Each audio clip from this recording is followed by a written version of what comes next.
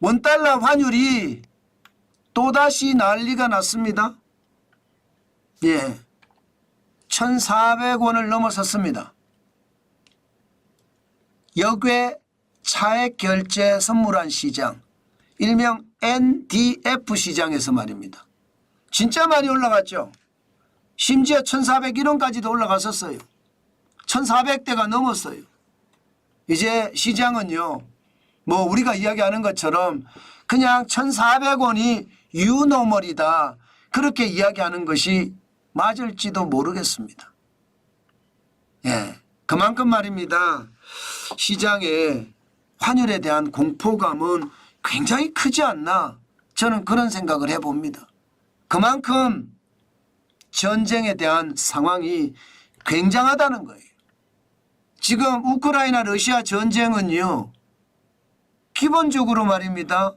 장거리 미사일 에이테컴스가 우크라이나에 지원이 됐죠. 그러면서 미국의 러시아의 본토까지 공격을 할 수 있습니다. 여기에다 더 심각한 것, 대인 지뢰까지도 공급을 합니다. 그렇게 되면 여러분, 우크라이나 전선을 두고 엄청난 전선이 잡혀져 있는데, 여기에서 진짜 심각한 일들이 많이 벌어지겠죠. 게다가 푸틴 러시아 대통령은 핵 교리까지 개정을 했습니다. 그렇게 되면 핵전쟁의 위험성도 있다는 거거든요. 핵 교리의 핵심은 그거예요. 핵을 가지지 않는 나라에게도 핵을 쓸 수 있다. 이게 기본적인 내용입니다.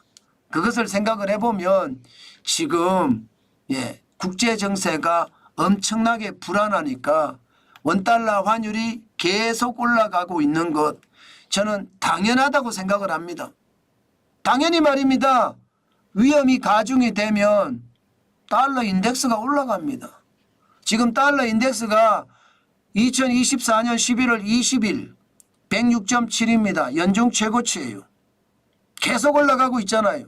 107까지도 올라가겠어요, 이대로 되면. 그렇게 생각을 하면 달러 인덱스가 강해진다는 것, 많은 사람들이 안전자산을 찾는다는 이야기잖아요. 안전자산을 찾으니까 원달러 환율이 축축축축 올라갑니다. 어제 마감지수가 1390.9원이었거든요. 그런데 지금 1340.1원까지 올라갔다는 것은 10원 가까이 올라갔다는 거잖아요. 10원 가까이. 굉장히 빠른 속도로 올라간다는 뜻입니다. 제가 여러분들에게도 말씀을 드렸습니다. 환율이 그렇게 움직일 거라고. 그리고 내년에도요, 환율은 쉬이 떨어지지 않을 거라고. 모르죠. 러시아와 우크라이나 전쟁이 도널드 트럼프 대통령이 취임을 해서 한 달 만에 24시간이죠. 24시간 안에 전쟁을 끝낸다고 했으니까 전쟁을 끝내는지 한번 봐야 되겠죠. 그렇게 전쟁을 끝내면 달라질 수도 있겠죠. 그럼 환율이 폭락할 수도 있을 겁니다. 그렇지만 현재 추세로 봐서는요, 전쟁은 더 격화되고요, 북한군까지 파견이 된 상태에서 전쟁의 어떤 위험성은 점점 가중되고 크게 됩니다. 그러니까 안전자산에 대한 수요가 굉장히 높은 거예요. 그래서 환율이 이렇게 폭등하는 겁니다. 환율만 이렇게 올라가느냐, 원달러 환율만 올라가느냐, 그렇지 않습니다. 기본적으로 달러 인덱스는 6개 통화 대비한 달러의 가치를 나타내 주거든요. 6개 통화라는 게 유로와 엔화, 파운드와 캐나다 달러, 스웨덴의 크로나, 스위스의 프랑, 이렇게 6개예요.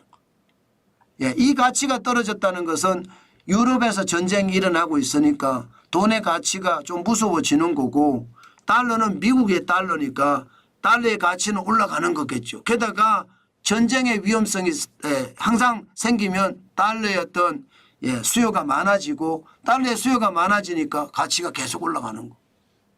달러 가치가 올라가니까 상대적으로 원화 가치는 떨어지는 것. 그래서 원달러 환율이 폭등하는 것. 아마 그렇게 될 겁니다. 그렇지만 여기서 우리가 반드시 생각해야 될 것은요, 1,400원이 넘어가면 정부가 개입을 합니다. 어떤 식이든 개입은 해요. 미국이 대한민국을 환율 관찰 대상국으로 지정을 했다고 하더라도 1,450원, 1,500원 넘어가면 위험하다는 거 알거든요. 그렇기 때문에 외환 보유고를 풀어서 계속 환율을 방어할 겁니다. 계속 방어를 할 거예요. 그렇지만 여러분, 언제까지나 방어할 수는 없을 거예요. 그래서 당분간은 1,400원대를 왔다 갔다 유지하겠지만 전쟁이 끝나지 않고 더 격화가 되면 이게 방어하는 데도 한계가 있거든요. 우리 외환 보유액이 4,150억 불밖에 안 되기 때문에 방어하는 데도 한계가 있고 기본적으로 4천억 달러 밑으로 떨어지면 이게 심리적 마지노선이 껴지기 때문에 여기에 대한 두려움도 있을 겁니다. 좀 더 두고 봐야 되겠지만 원달러 환율은 계속 방어 못한다. 전쟁이 빨리 끝나면 모르겠지만요. 제가 달러를 팔지 않는 이유도 그 이유입니다. 그만큼 말입니다. 안전자산에 대한 어떤 수요가 크고 그러기 때문에 환율은 더 떨어진다. 환율은 더 떨어진다가 아니라 원화의 가치는 더 떨어진다. 환율은 더 올라간다. 이렇게 보는 겁니다. 좀 더 구체적으로 나중에 보는 걸로 하고요. 기본적으로 오늘 제가 꼭 말씀드리고 싶은 것은요. 달러에 대한 수요가 많다는 거예요. 실질적으로 전쟁이 커지니까 금값이 올라가기 시작했습니다. 금값이 안전자산이잖아요. 2024년 11월 15일에 2,570.1달러까지 트로이 원스당 떨어졌거든요.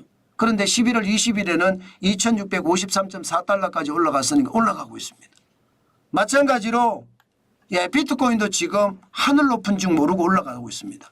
11월 20일 현재 93,912.2달러까지 올라갔습니다. 연말에까지 가면 10만 달러 올라간다고 하는데 진짜 10만 달러 올라갈 가능성도 굉장히 농후하다 이렇게 보입니다.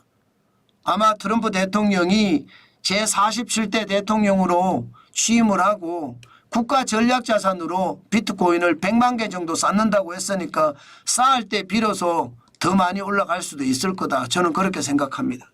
중요한 것. 제가 여기서 꼭 말씀드리고 싶은 것은요. 핵심은 그겁니다. 전쟁의 포화가 점점 커지면서 안전자산에 대한 수요가 많아지고 안전자산에 대한 수요 중에 달러나 금이나 비트코인이 계속 올라가고 있는 것. 안 그래도 비트코인은 올라가고 있는데 전쟁의 위험성까지 더 크니까 비트코인 더 많이 올라가고 있다는 것. 그거를 제가 말씀드리고자 함이고요. 원달러 환율도 계속해서 버티지는 못할지도 모른다. 우리가 외환을 풀어서 막겠지만 이것도 한계가 있지 않겠느냐. 앞으로 계속해서 달러가 강세를 띠면 환율 자체도 더 올라가지 않겠느냐. 그런 생각도 한다는 뜻입니다.